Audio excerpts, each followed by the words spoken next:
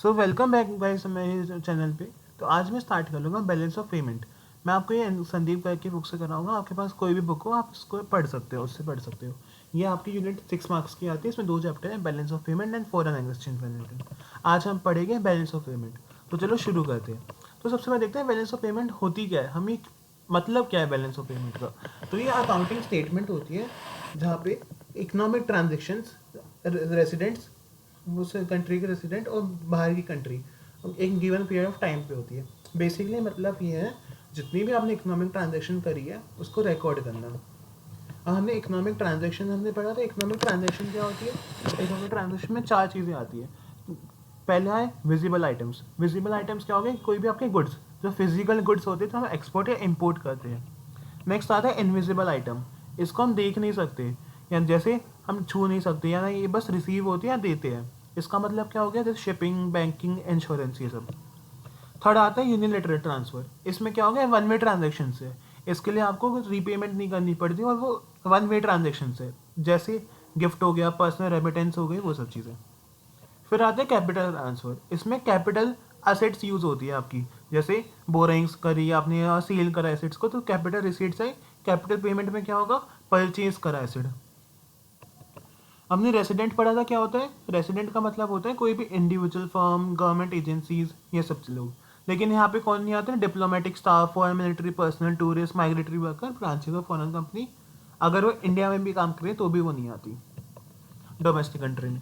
अब इसका स्ट्रक्चर देखते हैं। तो इसमें 2 स्ट्रक्चर होते हैं, credit side, debit side.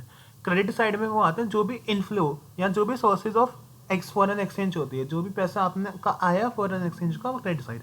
Debit में क्या होता है? आउटफ्लोज, या क्या कहाँ पे आपने यूज़ करा।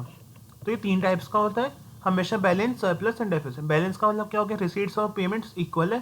सरप्लस का क्या है? रिसीट्स ज़्यादा है, पेमेंट कम है। डेफिसिट में क्या है? पेमेंट ज़्यादा है, रिसीट कम है। यहाँ पे एक रिकैप दे के रखे हैं, आप इसको रीड कर लेना। हमने 4 चीज़ें पढ़ी थी ना, visible items, invisible item, unliquidated transfers और कैपिटल ट्रांसफर। तो जो भी विजिबल आइटम्स का ट्रेड होता है ना, उसे कहते हैं बैलेंस ऑफ ट्रेड, यानी export of goods minus import of goods. और जो बैलेंस ऑफ पेमेंट है वो इसमें चारों चीज़ें कवर है। तो ये बीओटी बस एक पार्ट है बीओपी का। यहाँ पे भी वो सरप्लस, डेफिसिट और वो चलता है। यहाँ पे डिफरेंस दे रखा, आप एक बार इसको रीड कर लेना। अब नेक्स्ट पढ़ते हैं कंपोनेंट्स क्या होते हैं बैलेंस ऑफ पेमेंट के। तो इसमें 2 कंपोनेंट्स आते हैं, पहला है करंट अकाउंट, दूसरा है कैपिटल अकाउंट। करंट अकाउंट में मतलब क्या होता है? जो भी एक्सपोर्ट या इंपोर्ट करते हैं हम, वो सब चीज़ें आती है। विजिबल आइटम्स का, इनविजिबल आइटम्स का, यूनिट ट्रांसफर्स का। अब इसके भी 2 कंपोनेंट्स हैं। इसके मेन कंपोनेंट्स क्या? एक्सपोर्ट या इंपोर्ट करना गुड्स का। और ये मेजर पार्ट होता है, क्योंकि विजिबल आइटम कितने ज़्यादा होते हैं। अगर पेमेंट हमने करी तो नेगेटिव साइड में लिखते हैं, और जो भी रिसीट्स होगी वो क्रेडिट साइड पे लिखते हैं। और जितना भी बैलेंस होता है वो बैलेंस ऑफ ट्रेड होता है या ट्रेड बैलेंस होता है। अब एक्सपोर्ट या इंपोर्ट करते हैं सर्विसेज का, तो ये भी लार्ज वैरायटी होती है। डिफरेंट परचेज करते हैं, सोल्ड करते हैं रेसिडेंट्स को दूसरी कंट्री के। तो जो भी पेमेंट्स होगी वो यूज़ कर लेते हैं। ये भी 3 टाइप्स की होती है, शिपिंग, बैंकिंग, इंश्योरेंस। जो पेमेंट होती है आपकी, जो पेमेंट मिलती है वो पॉजिटिव साइड लिखते हैं। थर्ड आता है यूनिलैटरल ट्रांसफर, यानी वन साइडेड ट्रांजेक्शन। इसमें क्या होता है? जो भी रिसीट आती है वो भी आपकी क्रेडिट साइड पर लिखी जाती है। फिर इनकम मिली आपको बाहर की गवर्नमेंट से, ये सब चीज़ें आती है। फिर अब देखते हैं हम balance current account. Current account हमें शोज द नेट इनकम, यानी जितनी भी एक्चुअल ट्रांजेक्शन है गुड्स एंड सर्विस में, वो दिखाता है जो भी नेट इनकम जनरेट हुई है हमारी। यहाँ पे इसके कुछ एग्जांपल दे रखे हैं, आप एक बार इसको रीड कर लेना। अब अगला टॉपिक देते हैं कैपिटल अकाउंट। कैपिटल अकाउंट में वो ट्रांजेक्शन आती है जो कि हाँ एसेट से लाइबिलिटी में कुछ चेंज लाती है। हमने बजट में पढ़ा था, आपने कोई भी असेट या लाइबिलिटीज में चेंज लाती है गवर्नमेंट की या रेसिडेंट्स की, उसको कहते हैं। अब इसमें 2 मेन का इसको यूज़ क्या है? ये फाइनेंस करने में हेल्प करता है, फाइनेंस डेफिसिट में करंट अकाउंट की, या सरप्लस का हेल्प करता है। मतलब बोरिंग या लैंडिंग करता है टू एंड फ्रॉम अब्रोड। इसमें दोनों चीज़ें आती है। अगर हमने बोरिंग करी तो फिर हमने नहीं बोरिंग ली ना, तो क्रेडिट साइड पे आएगी। लेकिन अगर हमने लेंड करा तो डेबिट साइड यानी नेगेटिव साइड करा, रीपे करा हमने का कुछ। फिर इन्वेस्टमेंट, इन्वेस्टमेंट का भी सेम चलता है। फिर फॉरेन एक्सचेंज रिजर्व्स, कंट्रीज होती है ना फॉरेन एक्सचेंज के रिजर्व बना के रखती है, तो उसमें कोई भी चेंजेस आना वो सब भी इसमें देखते हैं।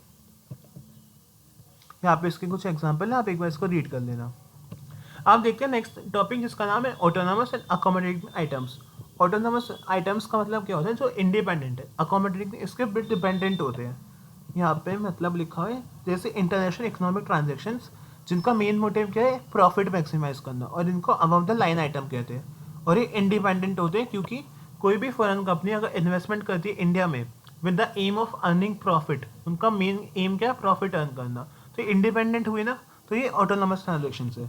और ऑटोनॉमस ट्रांजेक्शन करंट या कैपिटल अकाउंट दोनों में आ सकती है। करंट में कैसे आएगी, एक्सपोर्ट या इम्पोर्ट करके। कैपिटल में कैसे आएगी, रीपे करा हमने long term loan by private individuals, तो ये कैपिटल अकाउंट में जा सकती है। अब अकोमोडेटिंग आइटम, ये गैप को कवर, जो भी गैप आता है ना उसको कवर करने के लिए आती है। जैसे अगर डेफिसिट हो गया तो उसको कवर करना है, या सरप्लस हो गया तो उसको कवर करना है, इसलिए इनको बिलो द आइटम्स कहते हैं। और ये कंपेंसेटिंग कैपिटल, यहाँ पे देखो सिर्फ साफ साफ लिखा है कैपिटल ट्रांजेक्शन ही हो सकती है।